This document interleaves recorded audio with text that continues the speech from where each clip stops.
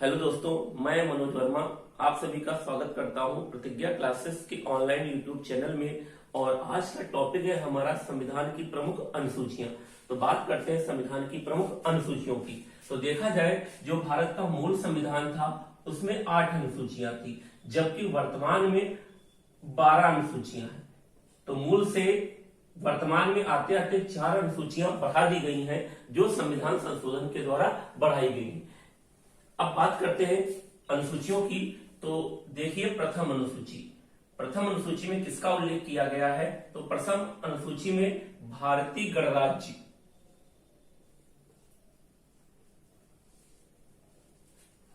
बताया गया है कि प्रथम अनुसूची में भारतीय गणराज्य में 28 राज्य प्लस 8 केंद्र शासित प्रदेश शामिल हैं।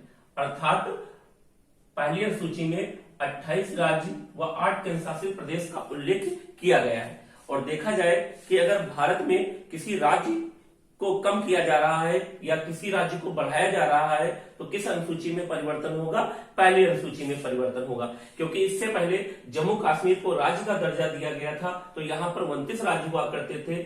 और अब देखा जाए तो यहाँ पर कितने राज्य हैं? 28 राज्य हैं। तो पहली अनुसूची में समझ गए कि भारतीय संघ को परिभाषित किया गया है और बताया गया है कि 28 राज्य व 8 केंद्र शासित प्रदेश हैं। बात करते हैं दूसरी अनुसूची की। तो दूसरी व तीसरी अनुसूची को हम जोड़कर पढ़ेंगे। और दूसरी और तीसरी अनुसूची में अधिकतर छात्रों को कंफ्यूजन भी हो जाता है कि सर दूसरी में किसका उल्लेख किया गया है और तीसरी में किसका उल्लेख किया गया है। तो दूसरी अनुसूची में बताया गया है विभिन्न पदाधिकारियों के वेतन व भत्ते का उल्लेख किया गया है। वेतन व भत्ते का उल्लेख है, जैसे भारत के राष्ट्रपति, राज्यपाल और सुप्रीम हाई कोर्ट के न्यायाधीश, महान्यायवादी, लोकसभा के अध्यक्ष, राज्यसभा के सभापति आदि के वेतन का उल्लेख दूसरी अनुसूची में किया गया है। तीसरी अनुसूची में शपथ का उल्लेख किया गया है। बताया गया है विभिन्न पदाधिकारियों की शपथ के बारे में बताया गया है, जैसे राष्ट्रपति की शपथ हो गई, उपराष्ट्रपति की शपथ हो गई, राज्यपाल की शपथ हो गई आदि का उल्लेख किया गया है। तो देखा जाए छात्रों को दूसरी और तीसरी में कंफ्यूजन हो जाता है कि सर दूसरी में वेतन भत्ता है या तीसरी में वेतन भत्ता है। तो ध्यान रखना हमेशा कि जो 3 शब्द है तृतीय अर्थात 3 शपथ में 3 ही शब्द है, अर्थात ये तीसरी अनुसूची में है। और बात करें वेतन भत्ता अर्थात रुपया पैसा, तो रुपया पैसा हमेशा 2 नंबर से कमाया जाता है। तो दूसरी अनुसूची में वेतन भत्ता और तीसरी में शपथ। तो आप लोग अच्छे से समझ गए होंगे। अब आगे बात करते हैं चौथी अनुसूची की। तो चौथी अनुसूची में देखा जाए जहां 4 लोग इकट्ठा होंगे वहां क्या बन जाएगी? सभा बन जाएगी। तो यहां पर भैया लोकसभा से तात्पर्य नहीं है, यहां पर तात्पर्य है राज्यसभा से। अर्थात चौथी अनुसूची में बताया गया है राज्यसभा में सीटों का आवंटन, अर्थात किस राज्य से कितने सदस्य आएंगे इसका उल्लेख किया गया है चौथी अनुसूची में। ठीक है, तो ध्यान रखना कि चौथी अनुसूची में राज्यसभा में सीटों का आवंटन। और देखा जाए तो राज्यसभा का उल्लेख भी किस अनुच्छेद में किया गया है? तो अनुच्छेद 80 में राज्यसभा का उल्लेख किया गया है। बताया गया है कि हमारे यहाँ एक राज्यसभा होगी। और देखा जाए वर्तमान में राज्यसभा में सर्वाधिक सदस्य भेजने वाला राज्य कौन सा है? तो उत्तर प्रदेश। उत्तर प्रदेश से सर्वाधिक 31 मेंबर चुनकर राज्यसभा में भेजे जाते हैं। तो यहाँ से क्वेश्चन बनता है कि राज्यसभा में जो सीटों का आवंटन किया गया है वो जनसंख्या का पैमाना बनाकर किया गया है या क्षेत्रफल का पैमाना मानकर किया गया है? तो देखा जाए अगर यह पैमाना क्षेत्रफल को माना गया होता और क्षेत्रफल के आधार पर राज्यसभा में सीटों का आवंटन किया गया होता तो सर्वाधिक सदस्य भेजने वाला राज्य शायद राजस्थान होता, क्योंकि देखा जाए तो राजस्थान भारत का सबसे बड़ा राज्य है क्षेत्रफल में। लेकिन सर्वाधिक सदस्य भेजने वाला राज्य उत्तर प्रदेश है। अर्थात राज्यसभा में जो सीटों का आवंटन किया गया है वो जनसंख्या का पैमाना मानकर किया गया है। तो आप लोग समझ रहे, अर्थात चौथी अनुसूची में किसका वर्णन किया गया है? तो राज्यसभा में सीटों का आवंटन। अब बात करते हैं 5वीं अनुसूची की। तो 5वीं अनुसूची में देखा जाए जो 5 होता है, 5 की आकृति भैया SC व ST की तरह होती है, अर्थात SC व ST के प्रशासन का उल्लेख किया गया है।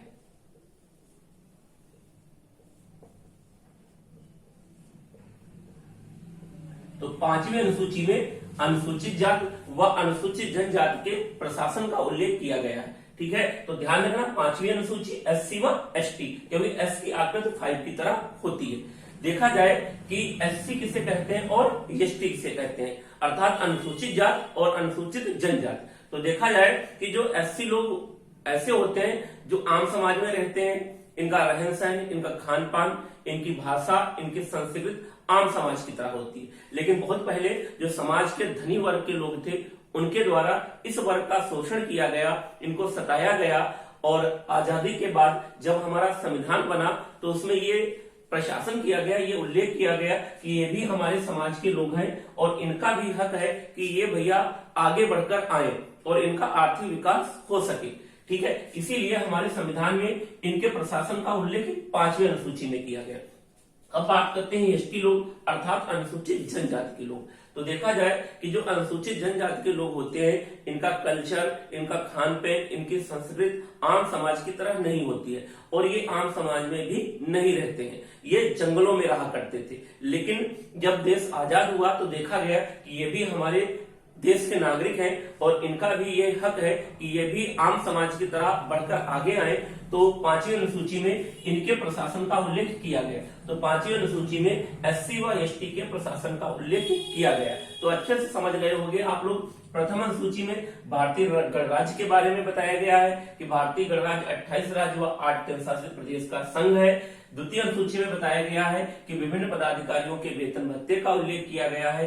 तीसरी अनुसूची में विभिन्न पदाधिकारियों की शपथ का उल्लेख किया गया है और चौथी अनुसूची में राज्यसभा में सीटों के आवंटन का उल्लेख किया गया है कि किस राज्य से कितने सदस्य चुनकर राज्यसभा में जाएंगे। और देखा जाए तो वर्तमान में सर्वाधिक सदस्य कहां से भेजे जाते हैं, तो उत्तर प्रदेश से भेजे जाते हैं। फिर बात करते हैं 5वीं अनुसूची की। तो 5वीं अनुसूची में SC व ST के प्रशासन का उल्लेख किया गया। अब आगे बढ़ते हुए बात कर रहे हैं छठी अनुसूची की। तो देखा जाए छठी अनुसूची में 4 राज्य असम,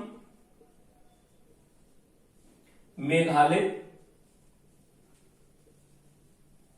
त्रिपुरा और मिजोरम के जनजातीय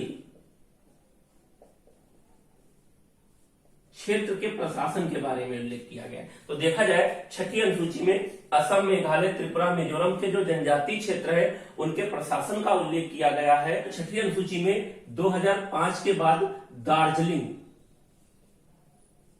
के गोरखा पहाड़ी परिषद का उल्लेख भी किया गया है। तो ध्यान रखना कि छठी अनुसूची में असम अर्थात AM, TM, असम, मेघालय, त्रिपुरा, मिजोरम, मणिपुर इसमें शामिल नहीं है क्योंकि जनजातीय क्षेत्र के प्रशासन का उल्लेख है, पूर्वोत्तर के राज्य है, मणिपुर भी पूर्वोत्तर का राज्य है। लेकिन मणि शब्द से ऐसा प्रतीत होता है कि एक बहुमूल्य धातु है, मणि अर्थात बहुमूल्य है, तो उसे जनजाति का प्रशासन नहीं चाहिए क्योंकि वो थोड़ा आगे है। तो देखा जाए मणिपुर को निकाल देना। 2005 के बाद दार्जिलिंग की जो गोरखा पहाड़ी परिषद है उसको भी छठी अनुसूची में शामिल कर लिया गया है। तो छठी अनुसूची में असम, मेघालय, त्रिपुरा, मिजोरम के जनजातीय क्षेत्र के प्रशासन का उल्लेख किया गया है। अब बात करते हैं 7वीं अनुसूची की। 7वीं अनुसूची, तो 7वीं अनुसूची में केंद्र व राज्य से संबंधित सूचियों का वर्णन किया गया है और इसमें 3 सूचियां रखी गई हैं, एक संघ सूची, दूसरी राज्य सूची और तीसरी समवर्ती सूची। तो ध्यान रखना कि 7वीं अनुसूची में 3 अनुसूचियों का वर्णन किया गया है, संघ सूची, राज्य सूची और समवर्ती सूची। संघ सूची में जो विषय रखे गए हैं उन पर कार्य करने का अधिकार केंद्र को है और पहले इसमें 97 विषय थे, वर्तमान में इसमें 100 विषय हैं। तो 100 विषय ऐसे हैं जिन पर सिर्फ केंद्र कार्य कर सकती है। जैसे इसमें कौन कौन से विषय हो गए, रेल हो गया, डाक हो गया, RBI हो गई, नागरिकता हो गई, जनगणना हो गई। तो जनगणना देखा जाए केंद्र सरकार का विषय है ना कि राज्य सरकार। तो रेल हो गई, डाक हो गई, RBI हो गई, नागरिकता हो गई, जनगणना हो गई और बहुत सारे मुद्दे हैं जैसे विदेशी मामले। तो विदेशी मामलों में कार्य करने का अधिकार केंद्र को होता है ना कि राज्य को। विदेशी मामले हो गए, नेशनल हाईवे हो गए, तो आदि इसे ऐसे विषय हैं जिन पर सिर्फ केंद्र कार्य कर सकती है। अब बात करते हैं राज्य सूची की। तो राज्य सूची में शामिल विषयों पर कानून बनाने का अधिकार, कार्य करने का अधिकार राज्य को होता है। और पहले इसमें 66 विषय थे, वर्तमान में इसमें 61 विषय हैं, अर्थात राज्य सूची के विषयों में कमी कर दी गई है। और देखा जाए तो ऐसे कौन से मुद्दे हैं जिन पर राज्य कार्य कर सकती है, तो राज्य का एक बहुत बढ़िया मुद्दा निकल कर आता है पुलिस प्रशासन, अर्थात जो पुलिस प्रशासन है वो भैया राज्य सूची का विषय है। अर्थात किस राज्य में कितने पुलिसकर्मी होंगे यह राज्य डिसाइड करेगी, ना तो केंद्र। तो पुलिस व्यवस्था हो गई। इसके बाद देखा जाए तो न्याय हो गया, न्याय भी जो है राज्य सूची का विषय है। जेल जो है वो राज्य सूची का विषय है। कृषि जो है वो राज्य सूची का विषय है। और सिंचाई देखा जाए वो भी राज्य सूची का विषय है। तो ये राज्य सूची के विषय माने जाते हैं। सिंचाई हो गया, कृषि हो गया, पुलिस प्रशासन हो गया, न्याय व्यवस्था हो गई, जेल हो गई, ये जो है राज्य सूची के विषय हैं।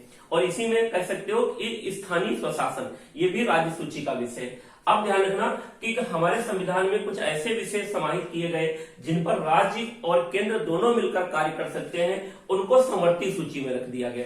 अर्थात समवर्ती सूची में शामिल विषयों पर केंद्र और राज्य दोनों मिलकर कार्य कर सकते हैं। तो देखा जाए कि समवर्ती सूची में पहले देखा जाए 47 विषय थे और वर्तमान में 52 विषय हैं। तो पहले समवर्ती सूची में 47 विषय थे और आज की डेट में समवर्ती सूची में 52 विषय हैं। तो कौन कौन से विषय हैं जिन पर दोनों मिलकर कार्य कर सकते हैं? तो एक बहुत बड़ा मुद्दा है किसका? शिक्षा का। शिक्षा एक ऐसा विषय है जिस पर केंद्र भी कार्य कर सकता है और राज्य भी। एक व्यक्ति की इच्छा होती है, चाहे वो सीबीएसई बोर्ड से पढ़े और चाहे वो यूपी बोर्ड से पढ़े, चाहे वो आईसीएसई बोर्ड से पढ़े, तो उसकी वो इच्छा है, वो चाहे तो यूपी बोर्ड से पढ़े, चाहे तो सीबीएसई बोर्ड से पढ़े। उसके बाद देखा जाए शिक्षा हो गया, इसी में स्वास्थ्य हो गया।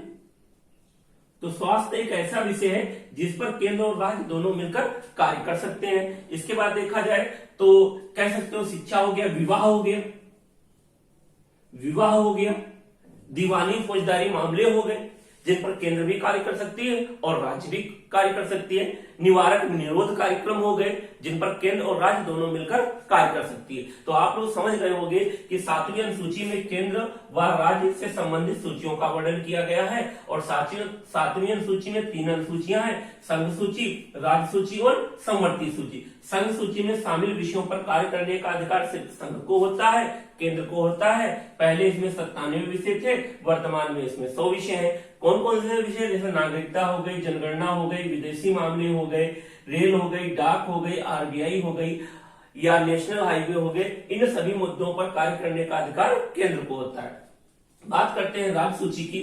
तो राज्य सूची में शामिल विषयों पर कार्य करने का अधिकार राज्य को होता है। पहले इसमें 66 विषय थे, वर्तमान में इसमें 61 विषय हैं। तो देखा जाए कैसे, जैसे पुलिस राज्य सूची का विषय होता है, न्याय हो गया, जेल हो गया, कृषि हो गई और सिंचाई, ये आदि जो होते हैं वो राज्य सूची का विषय होते हैं। इस पर राज्य कानून बना सकता है। समवर्ती सूची, तो ये समवर्ती सूची में ऐसे विषय शामिल किए गए हैं जिन पर संघ और राज्य दोनों मिलकर कार्य कर सकती है। लेकिन अगर कभी पेज फंसता है तो वरीयता संघ को दी जाएगी, ना कि राज्य को। और देखा जाए तो पहले इसमें 47 विषय थे और वर्तमान में इसमें 52 विषय हैं। कैसे? जैसे शिक्षा हो गया, स्वास्थ्य हो गया, विवाह हो गया, दीवानी फौजदारी मामले हो गए। तो ये समवर्ती सूची के विषय। तो संभवतः आप लोग समझ गए होंगे। फिर बात करते हैं 8वीं अनुसूची की। आप सभी लोग इसे नोट करते रहिए।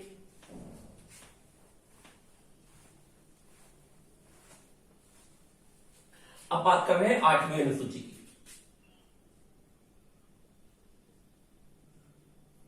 8वीं अनुसूची, तो ध्यान रखना कि 8वीं अनुसूची में संविधान द्वारा मान्यता प्राप्त 22 भाषाओं का उल्लेख किया गया है। और देखा जाए जब संविधान लागू हुआ था, अर्थात मूल संविधान में मात्र 14 भाषाएं थी। तो पहले 14 भाषाएं थी और अब 22 भाषाएं हैं। अर्थात लगभग 14 से 22 जाते जाते लगभग कितनी, तो 8 भाषाएं हमारी बढ़ा दी गई हैं। तो ये किसके द्वारा बढ़ाई गई हैं? तो ये संविधान संशोधन के द्वारा बढ़ाई गई। तो यहाँ से क्वेश्चन भी पूछ लिया जाता है कि कौन सी भाषा किस संविधान संशोधन के द्वारा बढ़ाई गई।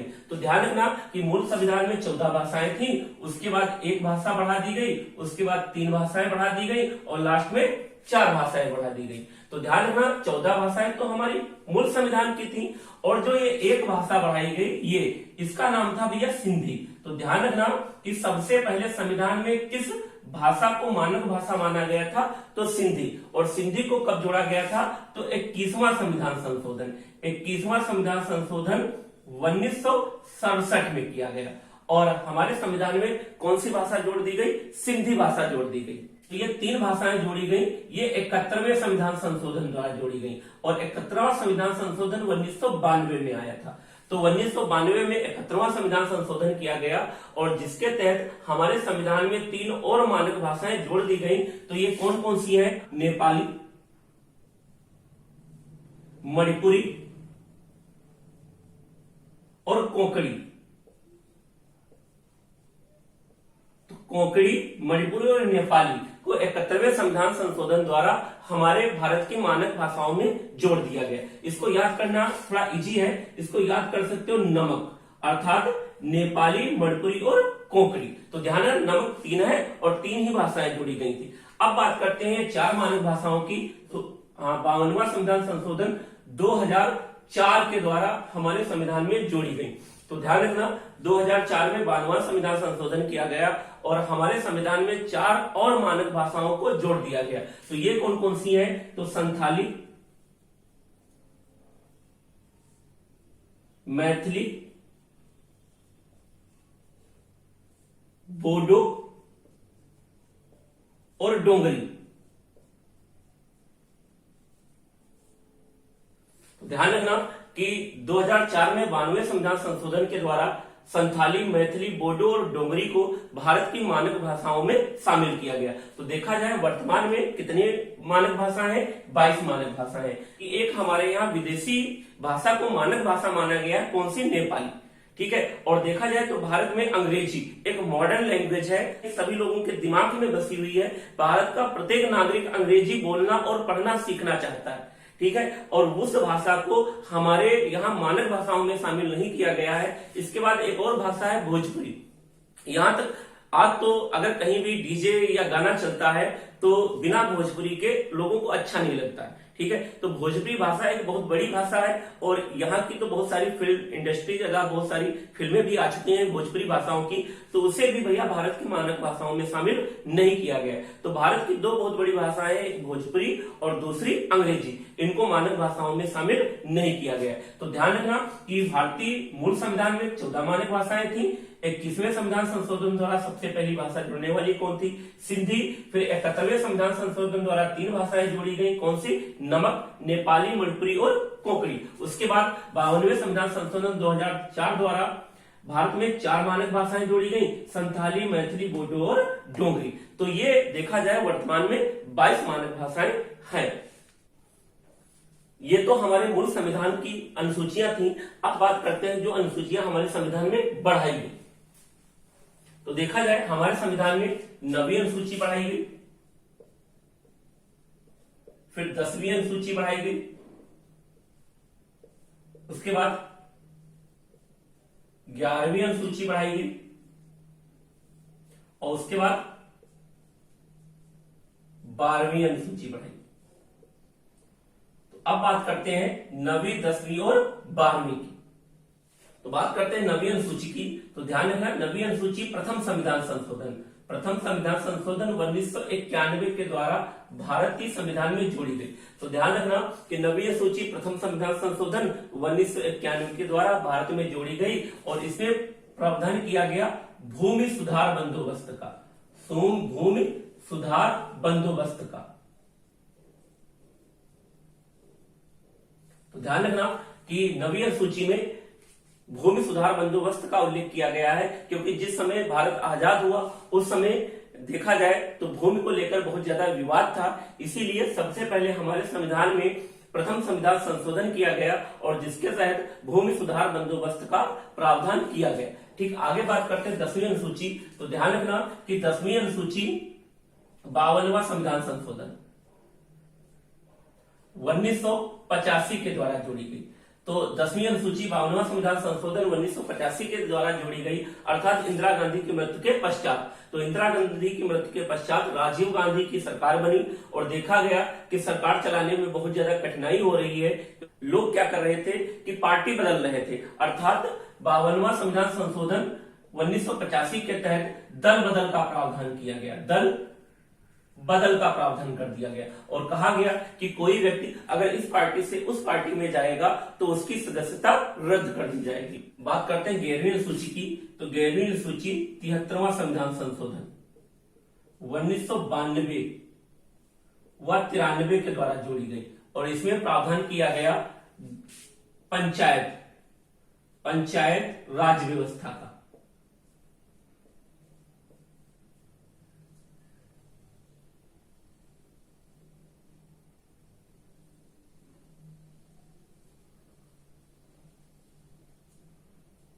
ध्यान रखना कि 11वीं अनुसूची 73वां संविधान संशोधन 92 और 93 के द्वारा जोड़ी गई और इसमें प्रावधान किया गया पंचायत राज व्यवस्था का। और देखा जाए तो इसमें कितने कार्य क्षेत्र रखे गए, 29 विषय रखे गए, अर्थात 29 विषय ऐसे हैं जिस पर ग्राम पंचायत कार्य कर सकती है। अब 12वीं अनुसूची देखी जाए तो 12वीं अनुसूची 74वें संविधान संशोधन 1992 व 93 के द्वारा संविधान में जोड़ी गई, अर्थात ये 92 में जो है पारित की गई थी और 93 में लागू कर दी गई थी। और इसमें रखा गया नगर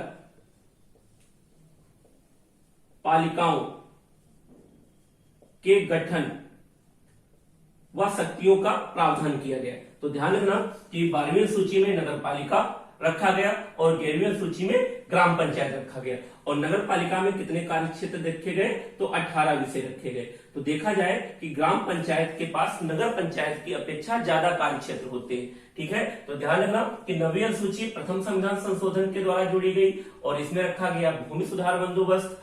10वीं अनुसूची 52वां संविधान संशोधन 1985 के द्वारा जोड़ी गई और इसमें रखा गया दल बदल।